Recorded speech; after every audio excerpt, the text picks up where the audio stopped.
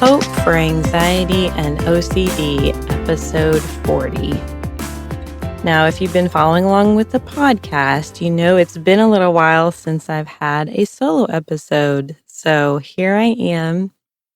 I wanted to talk with you about my podcasting journey, but more so in the sense of the life lessons that I've learned. I think these life lessons are going to be very valuable for you to hear and figure out how does that apply to your own life and maybe some of the things that you're facing today. It's a bit of encouragement because it's been a big hurdle over the last year to not only start this podcast, but to keep it going. There's a term in the podcasting community called pod fade. Essentially, pod fade is when people get super excited about their podcast. They have this great idea, they get rolling, and then they're done before they even have 10 episodes released because the work that's involved becomes overwhelming. Whenever you're looking at starting something new, I think there's two different pits that people fall into, like ditches on the side of the road. So one ditch on the side of the road is the people who never get started with anything because they feel like, I have no idea how to do that. I don't know how I'm even, they feel like they have to have everything figured out before they start something. And so if that's you, I would say that's impossible. So if you're looking to start something new in your life, there's no possible way you're going to know everything that you're going to run into when you face that situation or that task. On the completely other side of the road, there's this other ditch that people fall into, another extreme, which is more likely what I'm to fall into, which is, oh, I can do that. Like, that shouldn't be too hard. I see other people doing that. Why not me? This sounds really good in the beginning, right? However, sometimes when you start out with that mindset, you don't have the problem with starting the new thing. You have a problem with continuing and keeping going on the new thing. When I got into podcasting, I was like, oh, you get a microphone and you turn it on, you start talking. There's books on this. I can go read a book. I knew someone who had a podcast. So I was just like kind of approaching it pretty casually, like this shouldn't be too difficult. I look back on that now, that's hilarious, guys. It's absolutely hilarious. There's a lot more that goes into a podcast other than turning on a microphone, talking, and reading a book. There were so many aspects that I didn't know what I didn't know. The thing that kept me going on the days that were more difficult or the days that I felt like I couldn't do it anymore or the days that I felt like I couldn't finish was understanding why I started in the first place. Going back to finding your why. We do all kinds of things in our lives, and a lot of times we don't even step back and take a moment to reflect, why am I even doing this? One of the beauties of the COVID-19 pandemic was that more people took that time to take the step back and to say, what have I filled my life with? And is that a valuable investment of my time, of my energy, of my money? Life is short. We only have so many hours, and we don't know how many hours or how many days we have in this life. We want to make sure that we're filling them with things that we believe God has called us to as Christians, that God has called us to in a personal sense of calling. There's a general calling, there's a specific calling. For me, for a long time, I've believe that my calling was to the church. I may have talked about this on one of the beginning episodes, but I really felt like I was going to become a therapist in a church somewhere. I actually have a degree from a seminary, if you can believe that or not. It's a counseling degree, but it's from a seminary. So here I was thinking that was how my calling was going to look. And that's never happened. I've never actually, not in a paid sense of the word. I'm sure, counseled some people in church in more of a lay type fashion. However, I've felt this burden for a long time for people with mental health issues who are struggling in the church. And this concept of them being given false information was so troubling to me. Hearing over and over and over, somebody told me I wasn't praying enough. Someone told me I wasn't reading the Bible. I didn't have faith. I didn't trust God. Somehow, because they were struggling, they were somehow a less than Christian. Not only is that concept completely non-biblical, because you don't have to turn the Bible very far to find people who struggled with doubt, with fear, with depression. Elijah by the brook wanted to die. Job cursed the day of his birth. I mean, there are so many Psalms where David cries out and is wondering where God is in the mess of his circumstances. If we think we have to have it all together as Christians, we're completely missing the whole point. The whole point is that in our mess, God enters in and we have communion and a relationship with Him. And it's the mess and the difficulty that drives us to dependence and reminds us that we can't control everything and we need Him every single day. I knew people in the church needed messages of encouragement and hope. People who are struggling with anxiety, OCD, or any other mental health concerns for that matter. I also knew there was a void of people speaking in to these types of experiences. How did I know there was a void? Well, because I looked. I looked for bloggers. I looked for people who had written books. I looked for people who are speaking about mental health struggles, not just from a personal experience, although I think some of those are helpful, but also from a place of professionalism to say that professional counseling works. We have tools that can help people that are not in opposition to our faith. I see so many Christians who are terrified of professional counseling because they think they're going to be steered away to something non-biblical. All that to say, that was my why. And it was so good, even for me as I'm recording right now, just to repeat that out loud and to remember that, to remember the stories that I've heard from people who have told me about the messages they've heard in the church. I'm so glad that this podcast is part of changing some of those messages. When you know why you're doing what you're doing, that changes everything. So I want to ask you today, if you're married, why are you married? It doesn't matter if you've been married for 2 years or 20 years. Ask yourself that question. Why are you married? Why are you getting up and going to work today? There can be many different answers to this question. And believe me, I have answered this question so many different ways in my life. I remember just crying to someone shortly after I graduated because I was in this job that wasn't a good fit for me at all.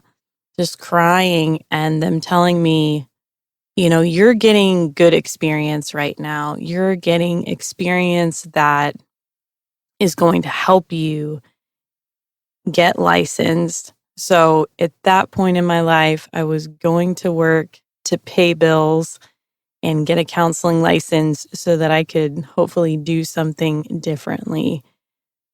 I won't get into that tangent, but one of these days I may do a podcast on life lessons I learned from my many jobs. I've probably had about 30 jobs in my life. That's not an exaggeration. I've done many different things.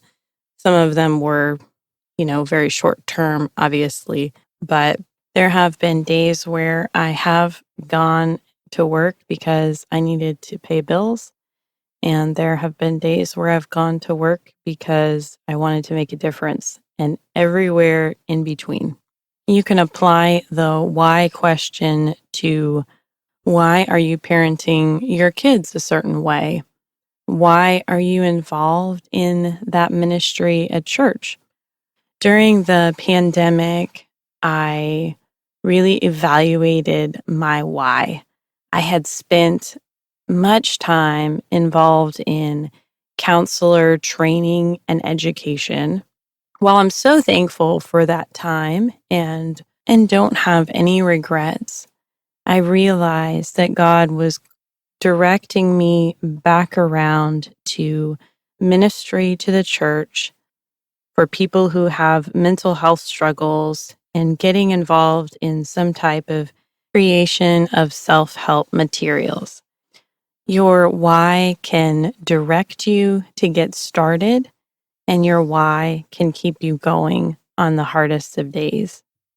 Now we're going to shift gears a little bit and talk about struggles with comparison. Comparison is huge in the podcasting community at times.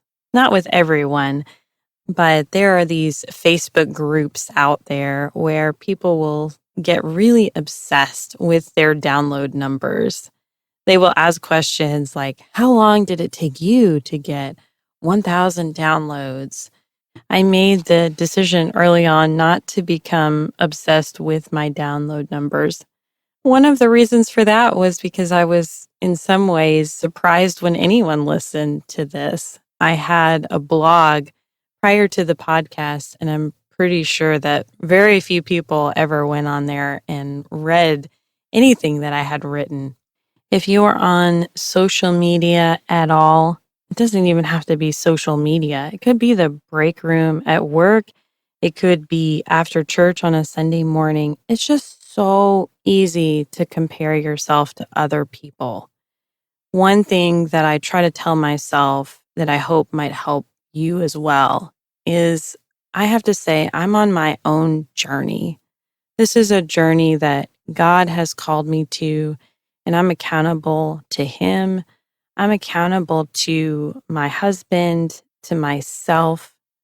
I'm accountable to my listeners and my clients that I see every week for counseling. I'm not accountable to some kind of invisible standard or to Susie Q, the most amazing podcaster out there. Like, I don't need to worry about what's going on with everyone else. I need to be worried about staying on the path that God has called me to.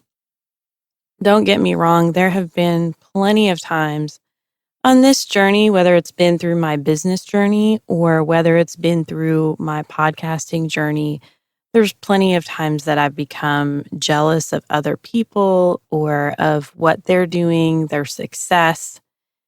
Recently, I made a decision to change the way that I approach that jealousy.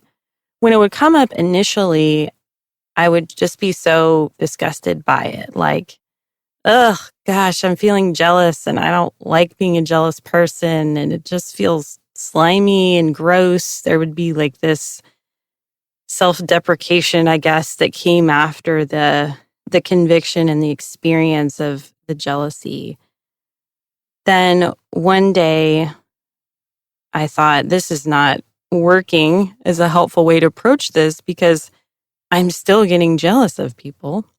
I decided to do something that we call act opposite of how you feel in the psychology and counseling world. And I decided that I was going to pray for that person that I was jealous of. Not only was I going to pray for that person, but I was going to ask God to bless them more than He's already blessed them. That has shifted my perspective so much and cut down on a lot of the green-eyed, how does that saying go? The green monster of envy, something like that. A big life lesson I learned on the podcasting journey was that I can't do it all myself and I need help. This was so hard to admit and sit with because I am a very independent person. I'm the type of person that says I have to do this in order to make sure that it gets done right. I can't really let go and trust other people. And if I want to get something done, I have to be driven and find a way to make it happen. And this concept of recognizing when you can't do something yourself is applicable to so many different areas. It's applicable to mental health for people that are looking at getting counseling or getting on medication. It's applicable for working mothers, maybe who are trying to keep up with every household responsibility and are taking on more than they can handle. It may be time for you to start using grocery pickup, hiring a teenager to help with your laundry, anything that you can reasonably and feasibly get off your plate is going to help you in the long run. It didn't take me very long to figure out that I was not going to be editing these podcast episodes. Yes, you can watch some YouTube videos on it, but that doesn't mean you're going to be very good at it. It's interesting to me how many people will be okay with paying for someone to do their taxes, for example, or fix their computer, maybe mow their lawn. But when it comes to mental health help, people think, I should be able to figure this out myself. I know I've done that in so many areas of my life. And what I've had to learn, especially over the last several years of having a business even, is that you can't do all the things. And when you admit that and you sit with it, you can go to the next step, which is finding help. I struggled for such a long time with a negative belief that I can't get the help that I need. That one, I'm not even sure where it started or how long it had been lingering around in my mind, but I was convinced that that was the truth. Through this journey of finding an editor, as well as finding a podcast assistant to help me with things like social media, getting in touch with prospective guests, scheduling interviews, has been so healing for me because it's healed this negative belief that I can't get the help that I need. Maybe that's something that you struggle with. And I just want you to know there is help out there for you. You can't always find it on the first try. Sometimes you have to do a little bit more searching and a little bit more work to get yourself the help that you need. But it is out there if you are willing to look for it. I know also that I would not be able to continue this podcast without support from key people in my life. As you all know, my husband, Steve, has been incredibly supportive of my podcasting journey. He's the one behind the scenes, just speaking life to me, reminding me of my why, reminding me of my calling, speaking just truth to me when I need to hear it. When days get hard or long, or I just want to throw in the towel, he's right there. Also have just incredible family support and friends. We need other people in our lives. It's a huge lie of the enemy that we can do this on our own and that we can't get close to other people. We can't trust other people. I know that you've been burned, and I've been burned in my life too. I've had people who were close to me hurt me very deeply. However, I also know that there's power in community. There's power in support of other people being able to say, hey, I'm here with you and I love you. And I just need you to know that just keep going. Just keep putting one foot in front of the other. That prayer support is so helpful as well.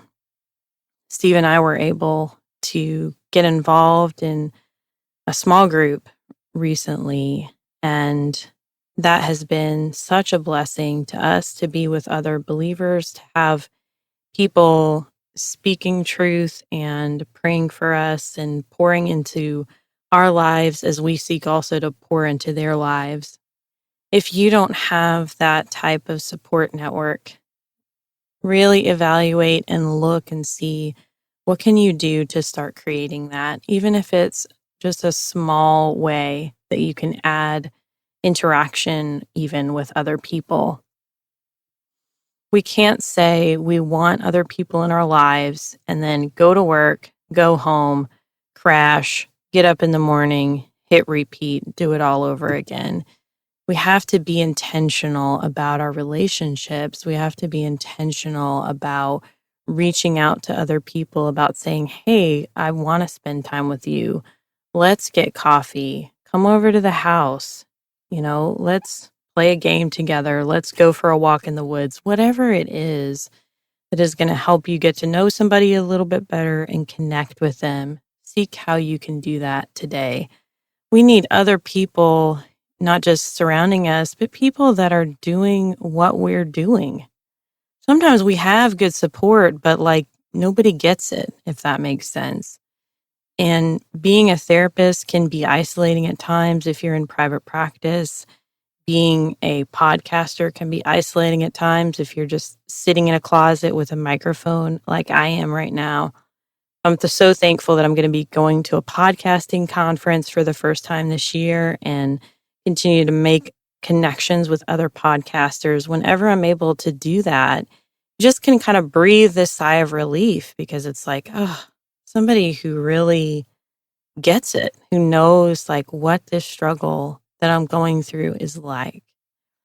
I hope that you're able to find that in the sense of your community, finding some people who understand what it's like to struggle with anxiety, finding some people who understand what it's like to have obsessions on repeat in your head.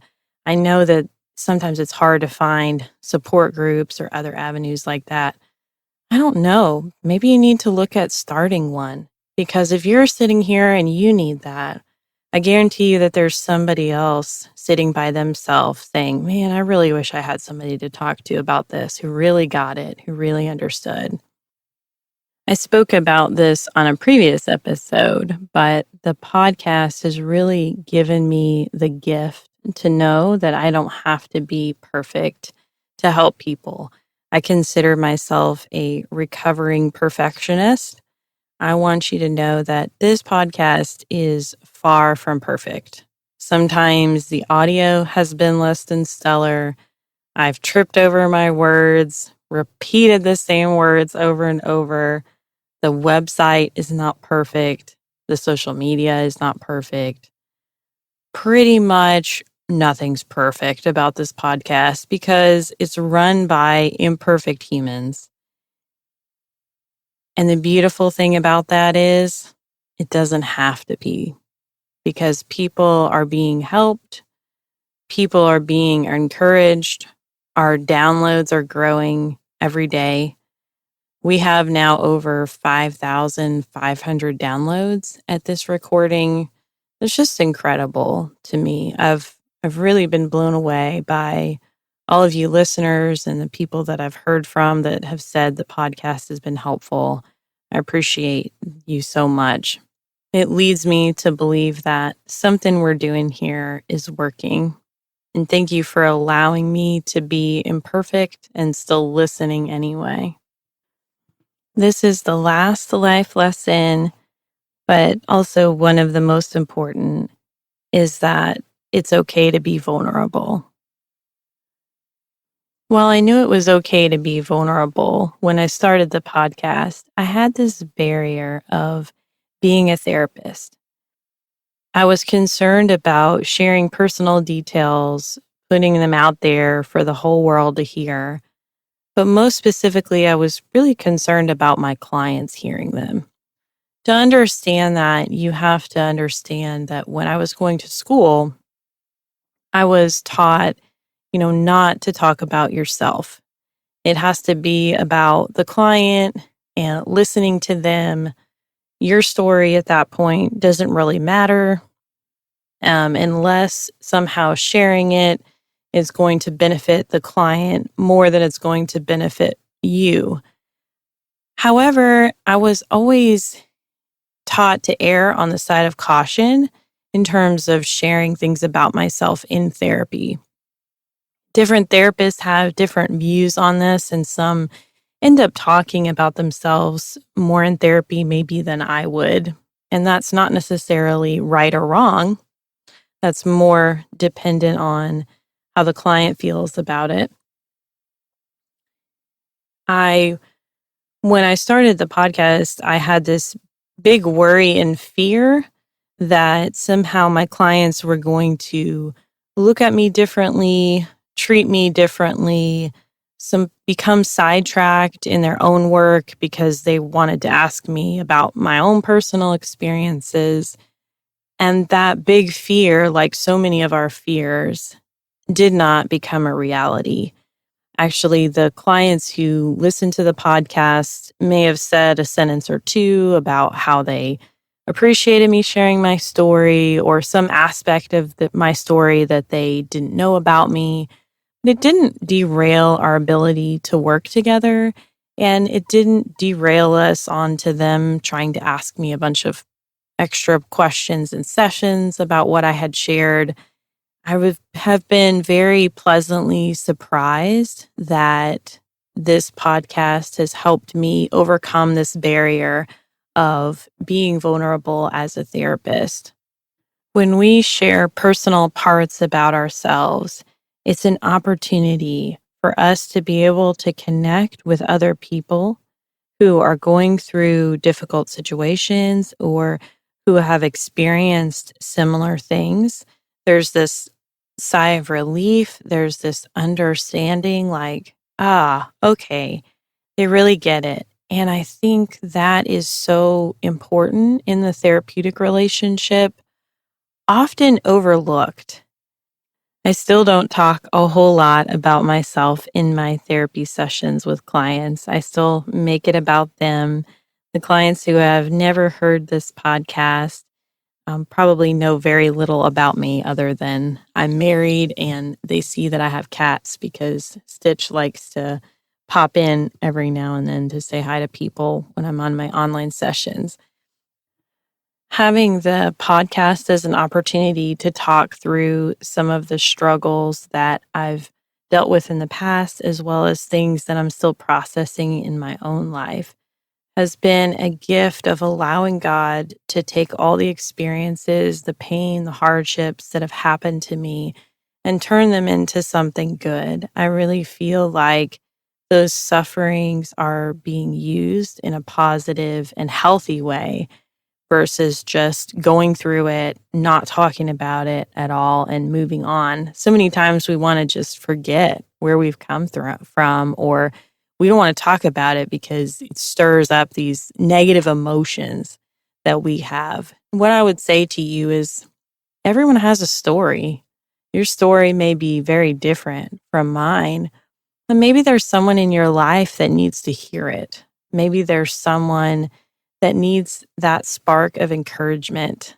Before Steve and I got married, there was a lady in his church that came to me and asked to meet with me, and I thought, "Oh gosh, what is this about? I don't know." When you're a therapist, obviously sometimes people want things from you and it can get a little uncomfortable. I thought maybe she was like trying to get advice from me.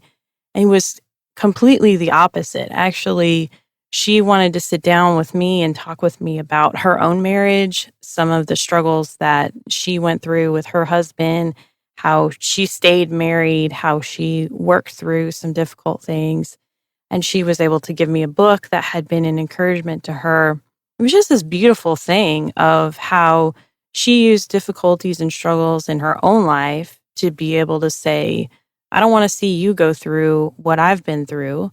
Let me try to help you on the front end so that you don't have to experience some of the pain and suffering that I've dealt with. And if you do get to that point in your marriage and you feel like there's nobody I can talk to, nobody will really understand what I'm going through, that she gave me her information, like, please reach out to me.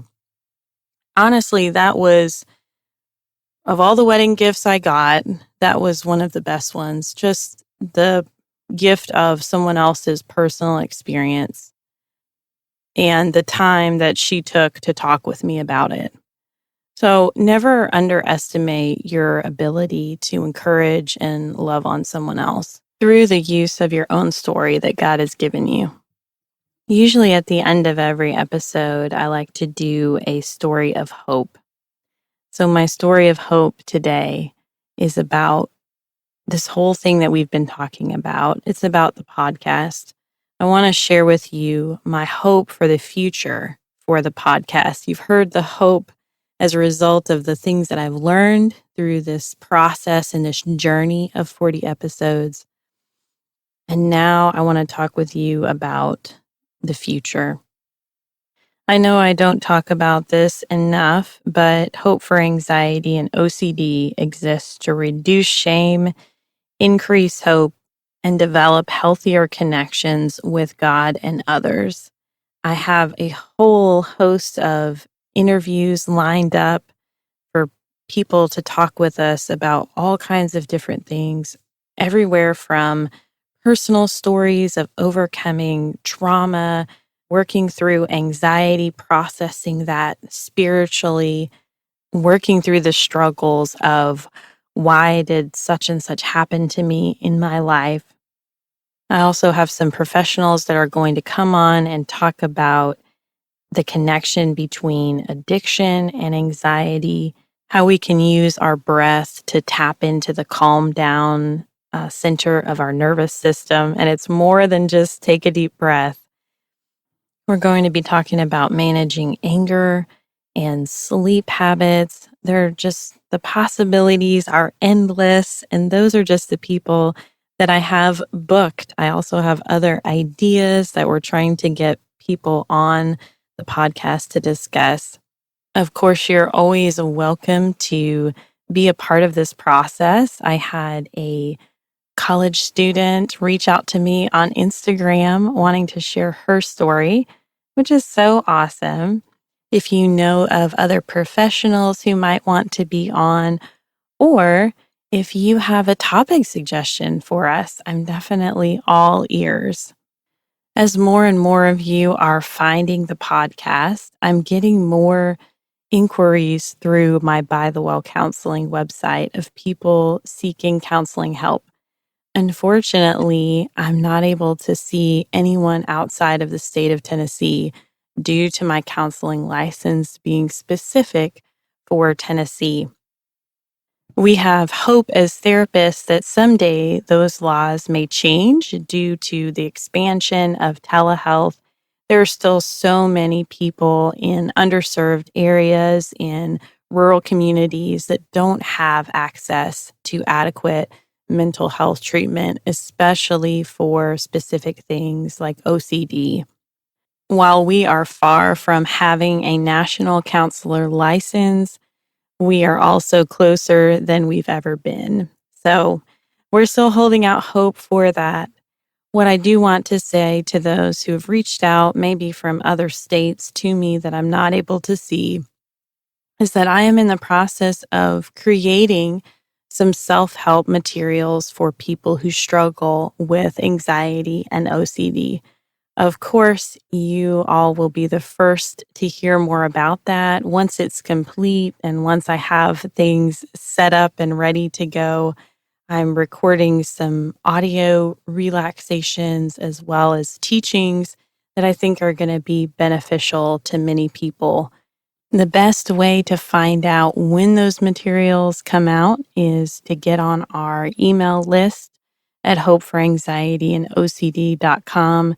I know I have failed miserably at emailing you guys on a regular basis, but I will definitely let you know when these materials come out, and also check our social media if you follow those pages. My hope is that people who don't have access to counseling services or need something to work on in between sessions, maybe that are going to counseling, will have more Christian self-help materials available to them, that they feel comfortable, that it's aligned with their faith and belief system. It's scary even to put this out on the podcast, right? Because now I really need to follow through with what I've said I'm going to do. That's all for today. I'm so thankful for each and every one of you here listening. I know that there's a reason that I'm here, and there's a reason that you're here right now. Hope for Anxiety and OCD is a production of By the Well Counseling in Smyrna, Tennessee. Our original music is by Brandon Mangrum, and audio editing was completed by Benjamin Bynum. Until next time, may you be comforted by God's great love for you.